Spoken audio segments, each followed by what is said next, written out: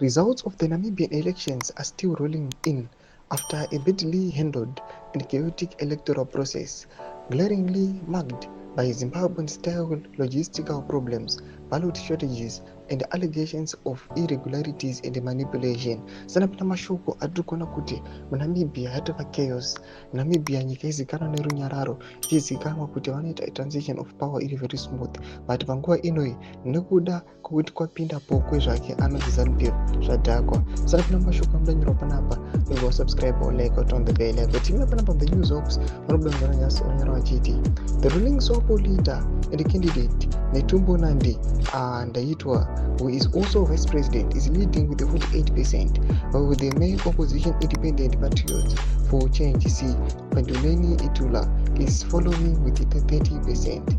Itula says his party and himself will not recognize the outcome of the polls, whatever it is.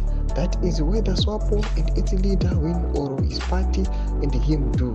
Opposition parties have decided to challenge the process and expect the results. Mozambique is currently locked in endless post-election violence and chaos after disputed polls. Zimbabwean elections, mainly since 2000, are usually disputed due to illegalities, manipulation, fraud, and vote rigging. Ndo mashoko anobuda nyoro panapa muNBC atirikuona kuti panguva inoi zvatoshata manje. Tirikuona kuti vari kuti kunyange results akabuda iwe opposition vakahwina kana kuti the ruling SWAPO yakahwina, we are not going to accept them.